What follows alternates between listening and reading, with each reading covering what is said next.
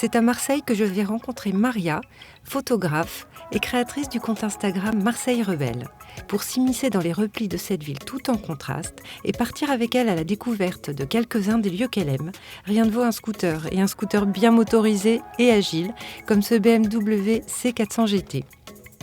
J'aime Marseille. C'est pas une ville simple, c'est une ville qui est belle et rebelle. Je me suis toujours intéressée à la photo. Je commençais à prendre des photos sur la corniche, dans les calanques, quand on allait se baigner avec ma famille, tout ça. Je me suis dit, je vais créer un compte. On va glaner, farfouiller des photos prises par des professionnels ou des amateurs sur Marseille et ses environs.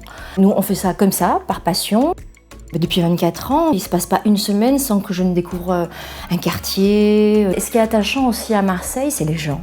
Parce que c'est vraiment un port, il y a des gens de partout. C'est une grande ville qui a des soucis de grande ville. Les grandes artères souvent sont embouteillées. C'est une ville qu'on peut découvrir par des petits chemins de traverse, entre guillemets. Mais c'est sûr que le deux roues, c'est formidable. Tout n'est pas très bien desservi à Marseille. En deux roues, avec mon amoureux, je pars avec mon réflexe et on part tous les deux. Ce sont des moments de partage. On va passer des grands immeubles à des petites maisons de pêcheurs. Ça, c'est Marseille.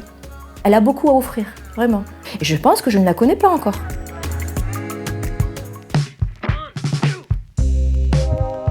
La Cité radieuse, c'est un coup de cœur. C'est pas un monument historique mort. Non, il est ouvert. Je viens souvent prendre des photos, j'adore. À l'intérieur, à l'extérieur, c'est magnifique. C'est un lieu de vie. Au 3e étage, il y a pas mal de commerces. Un boulanger qui est là depuis 51 ans. La librairie, il y a plusieurs expos en rapport avec le design, l'architecture. Quand on va au 9e étage, il y a cette vue absolument époustouflante sur les collines, la rade. Puis il y a l'hôtel, tenu par Dominique et Alban. Et en fait, elle a eu à cœur de reconstituer ses chambres. On a l'impression d'être comme dans les années 50, quoi. Et c'est fabuleux ce qu'elle a fait. Elle veut qu'il y ait le plus de gens possible qui puissent avoir accès à cette architecture, à cette philosophie, parce que c'est un peu ça, quoi, le Corbusier. C'est un lieu unique, vraiment.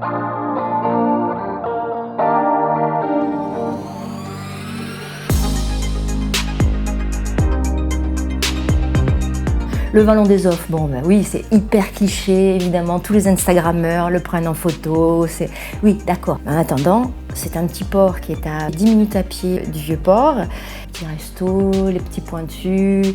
On a croisé des enfants qui étaient adorables, qui sont venus vers nous. Ça se côtoie selon les heures de la journée.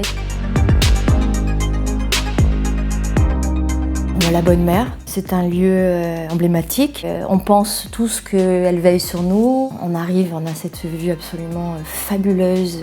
C'est un endroit apaisant.